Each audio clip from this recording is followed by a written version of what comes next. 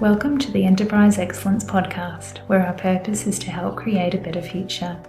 Learn from our world's experts how to improve your organisation sustainably. Learn how to achieve and sustain an excellence journey for yourself, others, and the planet. And I'm your host, Brad Jevons, coming to you from Brisbane, Australia. We are proudly brought to you in association with SA Partners, a world-leading business transformation consultancy. SA Partners are a truly purposeful company focused on helping organisations achieve sustainable improvement for themselves, others, and the planet. Welcome to episode 42 of the Enterprise Excellence Podcast. It is such a pleasure to have Mr Hugh Alley with us today. Hugh's passion is helping people become better leaders. He is the author of the new book, Becoming the Supervisor, Achieving Your Company's Mission and Building Your Team. I'm so looking forward to this conversation on achieving excellence through such an important leadership position. Let's get into the episode. Hugh, thank you so much for joining us today. Well, thank you for having me, Brad. I'm looking forward to the conversation. Yeah, it's such an important topic that just has not been covered much before. So I'm looking forward to learning myself. Hugh, first of all, what got you involved in the field of enterprise excellence? Like, what's your backstory and led you down to this path where you're now an author and all the work you do? Yeah. Well, it's really interesting, Brad. I had an experience early in my career where I worked in a really toxic workplace, plant, 600 people. Like, I watched the general manager literally screaming at his supervisors. And I watched the supervisors shouting and screaming at their crews, and the crews shouting and screaming right back. I mean, it was totally dysfunctional.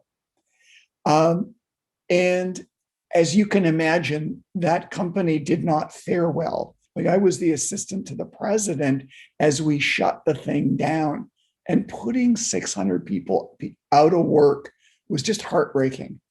And I didn't ever want to do that again. And as I reflected on it afterwards, it was so clear that just those frontline leadership skills were missing. Wow. Yeah. And so, that's been in the back of my mind. And then I guess it was about 15 years ago, a buddy of mine asked me to come and be his operations manager. He had 3 different factories and a couple of warehouses.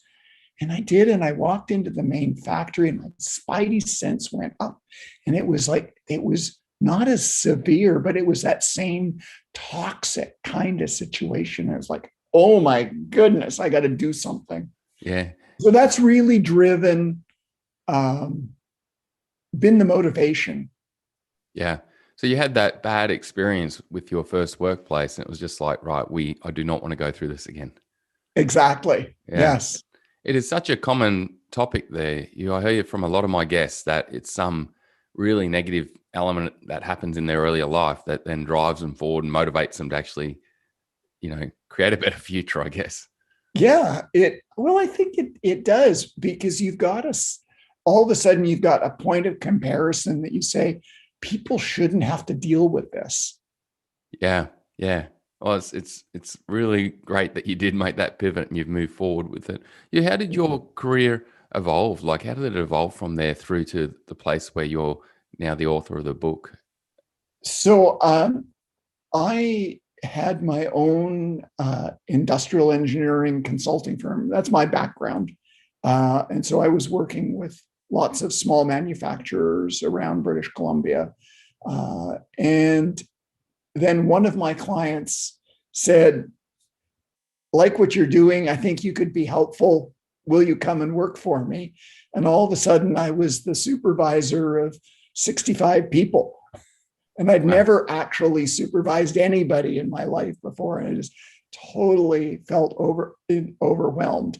And learned on the job, as most frontline leaders do, right? They're just thrust into it. But worked there for about 5 years, and then went and worked for a larger consulting firm for about 8 years before my friend phoned me up and said, come and run my operations. And I did that for, I guess it was about 4 years. And then I'd had such great success there in terms of turning the place around with the culture and seeing performance improvement. And I said, there's something to share here. And that's when I struck out on my own. Yeah, nice. And started doing the training, using the training within industry concept or core in my work. Nice. Who are some people throughout the journey who inspired you and you learnt from and grew from?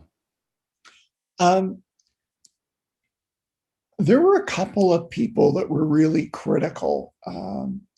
One was a guy, he was my president at the company that did so disastrously so early in my career. I'd worked for him before, and he called me in and said, I need help. And John is somebody who the integrity that he had and the focus that he had, I would do any deal with him on a handshake. And that's been a real motivator for me. And then I think I need to point at Tracy Defoe, who introduced me to using the training within industry stuff, because she really kind of pulled me into that world, and has been super helpful to me along my career. And it's been just a pleasure working with her over the course of the years. I'll have to maybe get her on the show one day. That she sounds. I think wonderful. You'd have fun chatting with her. Yeah. Yes. Great. You've written a book focused on the supervisor.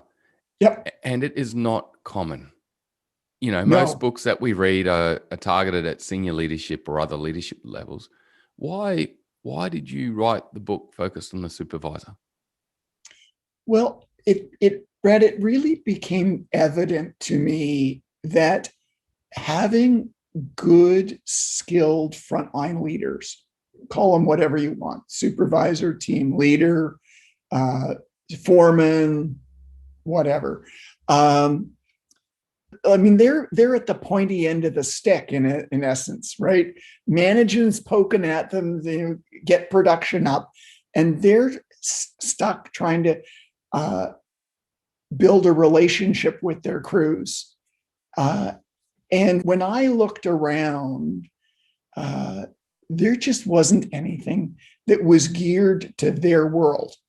And so many of these people have come into their role almost accidentally, right? They got thrust into it. I actually know one guy who told me that I just didn't step backwards fast enough. And that's how he got his job. And he's actually one of the people I dedicated the book to. And Derek turned out to be a fine supervisor. But he needed some help. He needed some guidance. He needed some tools, because he was a great welder, but welding school doesn't teach you how to manage people. So when I looked around for what is there that can I really think point out two things. One is that this is learnable stuff. It's not magic. And that it really can let you make a difference in the work of your crews. There was nothing. It was, as you say, it was all for the senior management, the CEO. Yeah. So I wanted to create something that it would be easy for them to read, but still have enough gut content that they could take stuff away and put it to use right away. Yeah. When I saw your book that, Routledge, the publisher, reached out to me, I was like, wow, this is needed. There's a gap here. I guess these supervisors, they lead the value stream. They lead where we create value. And like you said, they can be thrust in there and it's sort of sink or swim by yourself. And that's what I found amazing with your book. With your book, do you mind sharing for our listeners, what are some of the key elements or the key takeaways that they will learn from the book? And do you mind if we discuss those just a little bit? Yeah, sure. So the book actually works on two levels, Brad. So there's the level of what does the supervisor need to learn? And there's the level of how does the manager of the supervisor bring them along? So for the frontline leader, call them the supervisor, I think there are really 5 skills that you need to, if you can do them passably well, you will be a fine supervisor and you will make the lives of your people better, and you will help achieve the mission of your company. And those are that you need to be able to teach someone a new skill. You need to be able to address the situation when somebody's not performing the way the company needs it. You need to be able to make some improvements in the way the work gets done in your area. You need to be able to set priorities well, and you need to be able to listen. If you can do those 5 things, everything else is built on that foundation. Yeah. Wow. So you with the first one around, you need to be able to learn and teach. And Yep. how in the book would you describe and help the supervisor go about that? Well, I have not yet found a better model for doing that than the job instruction module from the training within industry structure. This was developed actually during the Second World War. So it's been around for a long time, but it's so fundamentally sound and it's so robust that it works. And the thing that I love about it is that it really, even if it's not done particularly well, as long as it's done mostly okay, it makes things better. So just to know that when you're teaching, you got to separate out the important steps and the key points and the reasons. Just getting that clear makes a difference. And so I'm a huge proponent that if you need to learn how to instruct, you got to do job instruction. Yeah. Wow. And so one of the key elements you're saying there, Hugh, is being able to actually just bullet point or number the key elements and summarize it and then go through each key element. Yep. Yeah, because what you do in job instruction is your important steps are numbered, and they're like the skeleton. And then you build on that, and you add muscle and sinew in the key points, and then the reasons that put the skin on it all. But if you leave any one of those pieces out, it just doesn't work quite so well.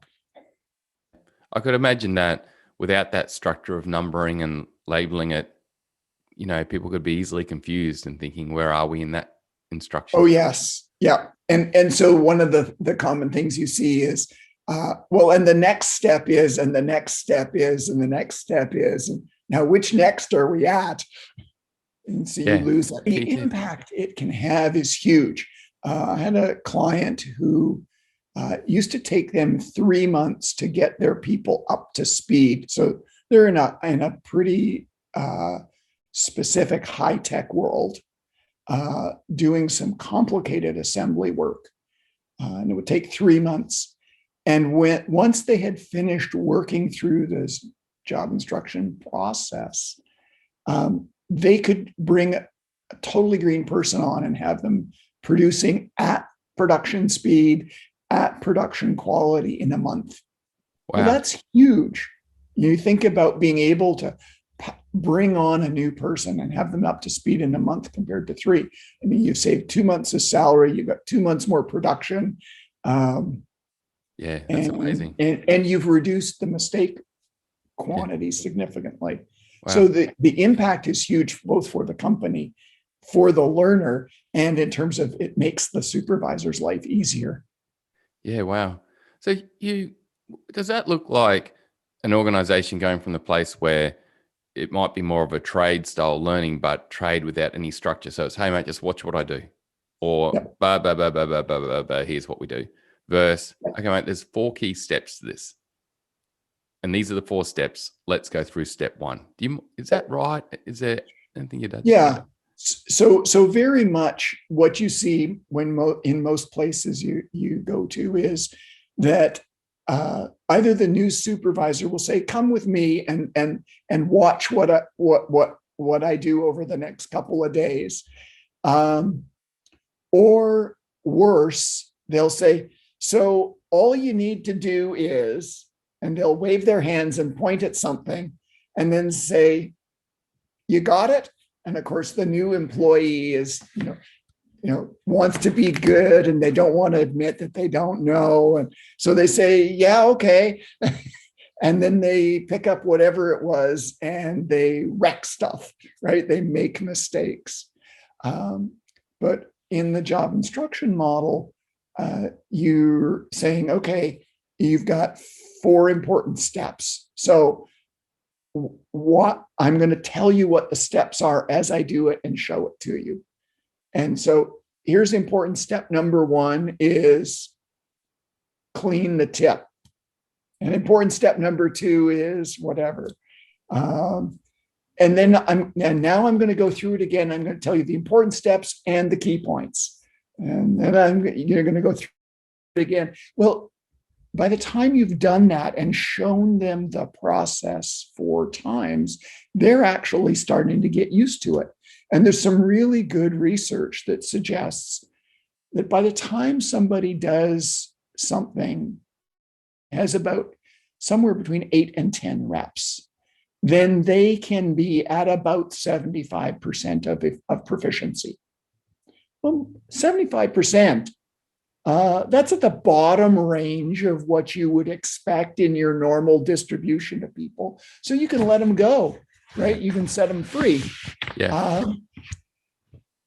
But if you get them to do it a few times while you listen to them tell you, all of a sudden, by the end of the training, they've got to their 8 reps. And I mean, it's just like, learning a football kick, right? You don't get it on the first kick, but after you've done a few drills, get some reps under you, you get better at it. And it's the same thing with learning any of these tasks. Yeah. And it turns out it doesn't matter whether it's in a plant doing something physical or whether it's in an office context doing something that is completely computer-based. Same model applies. Yeah. I've been involved a lot in my career too in the process picture map or the 1-page work instruction. And it just ties so much what you're talking about to that, where you've got this visual numbered with step-by-step number of key steps. It's really impressive. Do you mind if we move from that element to one more element that you mentioned, which is improvement? And yeah. The element of improvement, what do you see is key to that? And have you written about in the book, Becoming a Supervisor? So there I talk about the challenge of actually observing what's going on. And it's part of the job methods module from training within industry. But the lead character in the book is Trevor, and he's being mentored by his boss, the general manager, Julie. And Julie says to him, okay, just go out, write down everything you see happening. And everybody thinks, oh, that'll be so easy. And they get out there and they write down some stuff.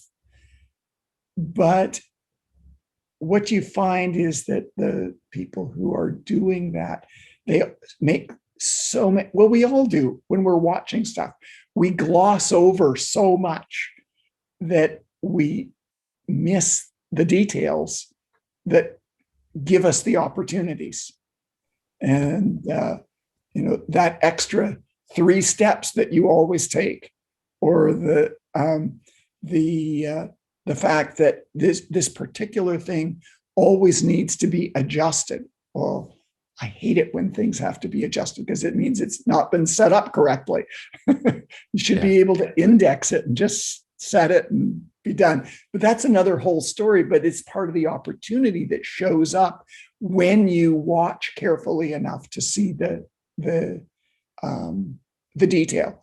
A great example is if you've ever been involved in setting up machinery and you watch the person doing it, they almost always wind up looking for the nuts. Yeah. Right? They're grubbing around in their toolbox for the nuts. And you think, that's nuts. Yeah. You know, it's like, why are they doing that? They took them off. Surely there's a way to put them down so that it's easier to pick them up again. Wow. And so it's that whole that it's hard work, but it's so important of watching exactly every detail. And then you can look for ways to eliminate or simplify or combine operations or rearrange the sequence to make it go easier.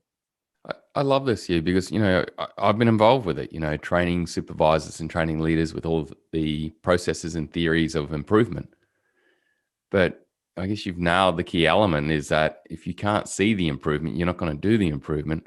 So it's this, I can hear you saying it's this watching with intent. And by writing down what's going on or doing something different that makes you be more attentive and focused, you can really find the gold. Yeah. Yeah.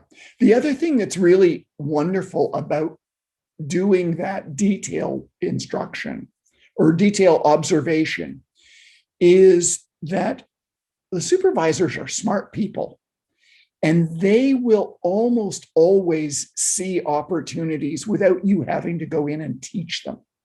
And so I had a guy, I remember in teaching Stuart, and he essentially did 5S in his work in this workplace as that was part of his area of responsibility because it solved a problem. I never taught him 5S, but he did that. He took all the stuff that didn't belong out and he found places for the stuff that did belong in the area close to where the work was getting done.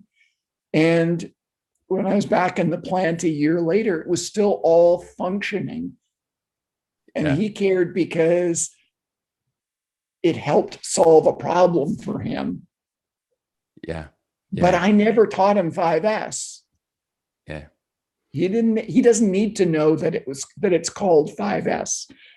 Yeah. It just works. But he came up with it. And because he came up with it, because he saw it, because he watched carefully. Yeah. He owned it and it's sustained. He did. Yeah. He did. Because all the tools and techniques that we cover in Lean or Agile or even Six Sigma, they're all logical. It's just they are logical. So by observing with intent and looking for those ways to improve, you're logically going to end up using techniques of 5S or improvement of flow or whatever it may be. That's right. And now there's absolutely a room for a coach in there. Because you can ask careful questions that speed up that learning process.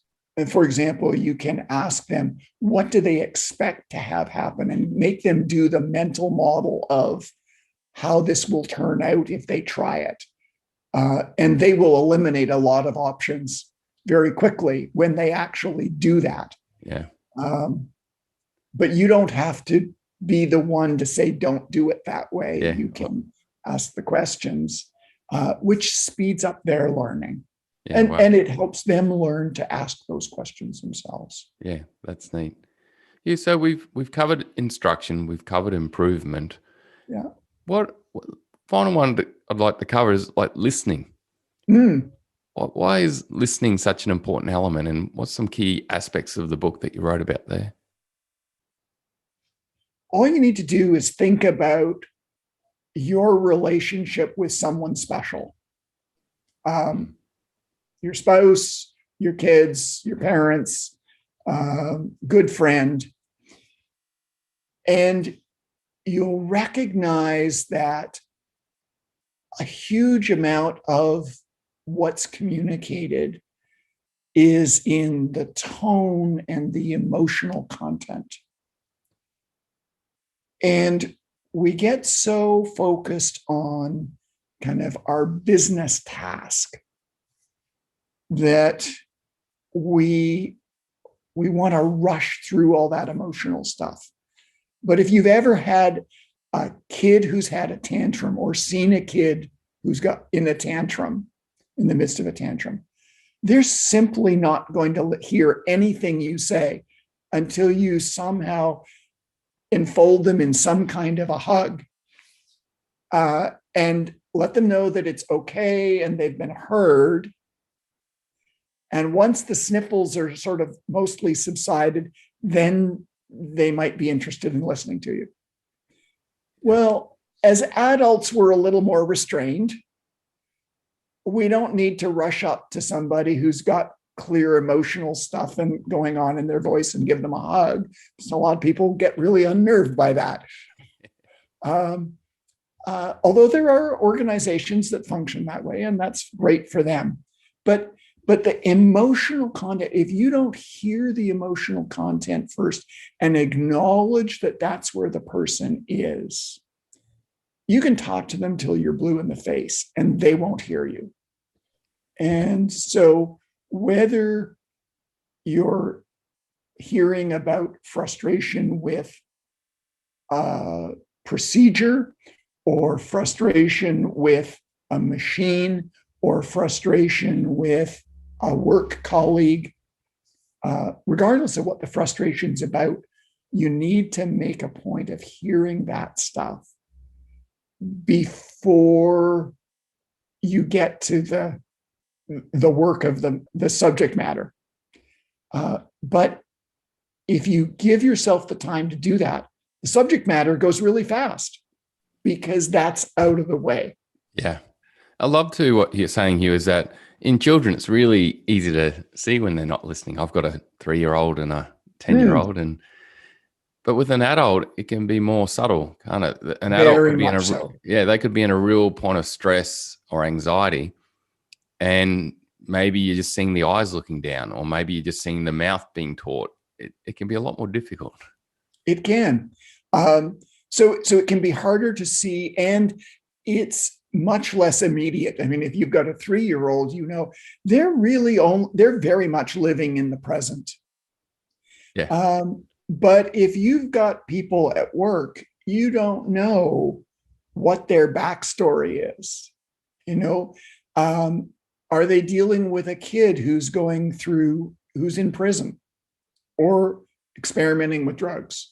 Or are they dealing with a parent who has Alzheimer's and they're wrestling with putting the decision of whether they put the person into a care facility?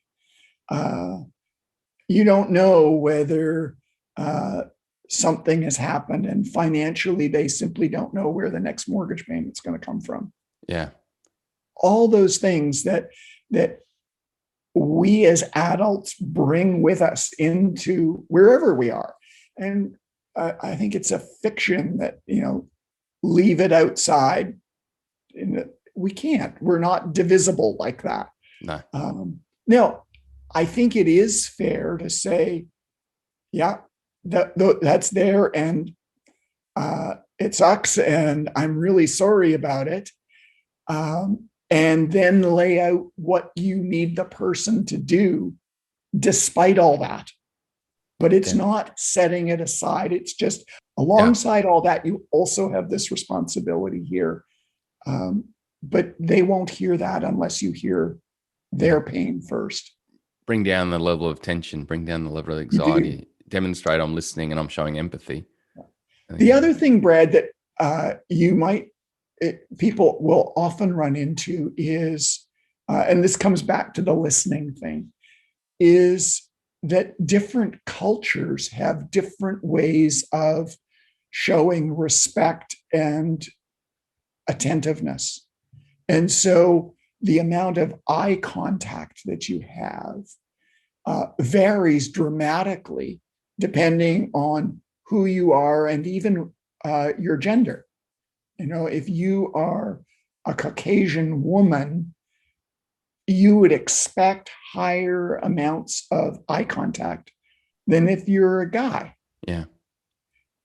If you're Asian, depending on which country and culture you're from, you may be much less comfortable with direct eye contact.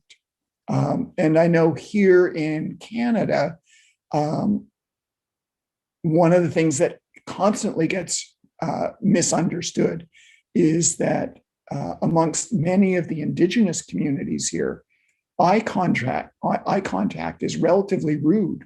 And so they're looking away or looking down. And that's not because they're avoiding your look. That's their respect demonstration. Yeah. Well, you could totally misread that. Yeah. Yeah. And, I look at my community, at the school that my kids went to, there were 26 first languages. Yeah. Well, there's a lot of different cultures there. And we need to be constantly attentive to what else might be going on for those folks. Yeah. They've learned English as a second or third or fifth language. And I love the point there that if you listen and you seek to understand and show empathy to it, you'll learn and know how to engage in what's going on. Yeah. So Hugh, we've covered instruction, improvement, and then listening, and also in the book you've got leading and prioritizing as key elements. Hugh, what stops organizations doing this and helping frontline supervisors and their leaders improve? And what can they do to avoid that? I'm not entirely sure, Brad. I have some hypotheses. I have some things that I'm kind of using as working theories. Yeah.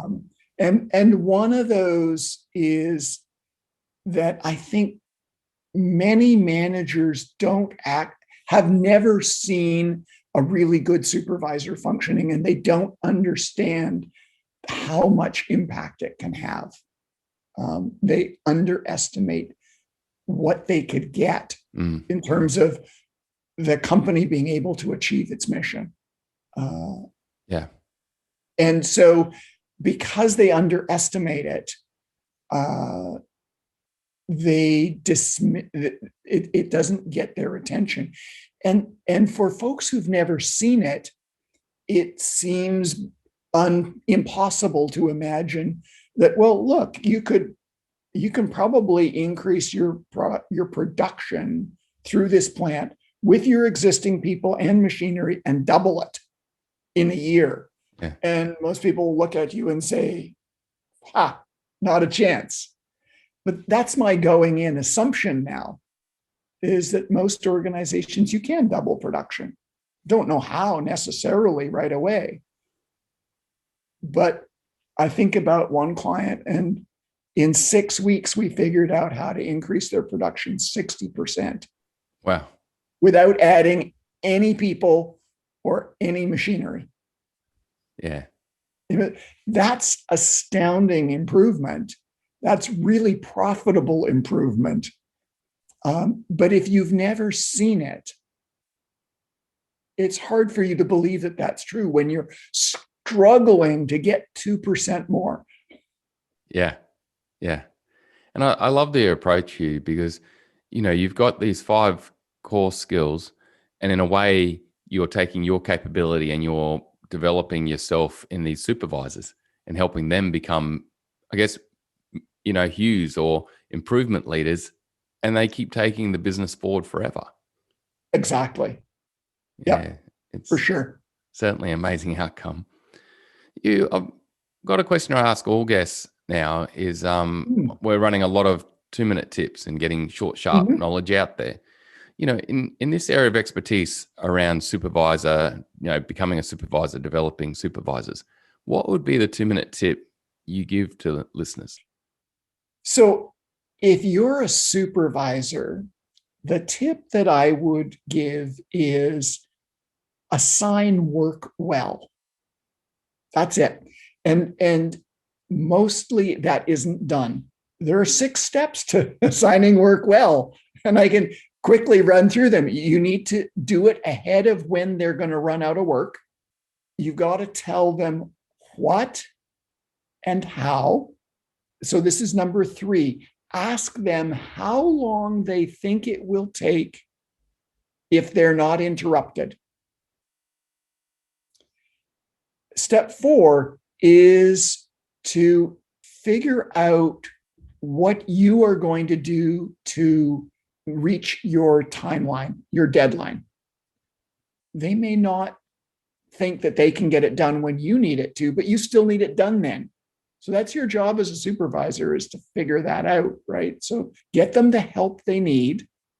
And the step 6 is ask them to summarize. And the 2 things that typically don't get done is people don't ask, how long do you think it will take if you're not interrupted? And they don't ask people to summarize. Yeah, wow. If you can do those 2 things, makes a big difference. That's a great 2-minute tip. I think you could see that key aspect. If people can start the job in the right way, you're going to get a lot more outcome, aren't you? You do. Yep, for sure. With someone just starting out, I'm a leader of supervisors, and I've got a number of supervisors under me. Where should I start when it comes to actually trying to improve and put some of what your book kindly gives everyone into practice? Well, it's a great question, Brad. And the hard thing is that there isn't one answer, because what you really need to look at is one of 2 things. One is there a particular pain point that the company is dealing with? So again, it's back to mission of the company and building your team. So what is the company need right now? Maybe the company is dealing with quality issues. Well, then probably you're going to want to start on-job instruction to try and build standard work. But maybe there's just so much friction and conflict between departments, and what you really need to do is start with job relations. So you need to look at what is the company dealing with that's blocking its ability to get the product or service to its customers. The other option is, if the company's performing reasonably well, but you've got a particular individual that you're working with, you may want to say, what's their pain point? What individually are they wrestling with? Do they have a particular workstation that isn't functioning well? Or do they have a problem setting their priorities? And you start where their pain is, because then you're making their lives easier. And along the way, you're going to make the lives of their whole team easier, and you're going to actually make the rest of the company perform better. Yeah, wow. And I can see how that drives motivation to actually change and improve too. If you're starting with the company pain and then the individual pain, there's a desire there, isn't there? There's a desire to move forward. There is. And you've probably been through this as I have, Brad, where, someone has decided that, we're all going to learn about, and, insert your favorite lean tool here or Six Sigma tool. We're all going to learn statistical process charts. Well, statistical process charts are kind of irrelevant if the system is totally out of control. Yeah. Or if you've got fist fights in the hallway. Yeah. And I've seen that. Yeah. You've got employees rocking up to the training going, why am I here?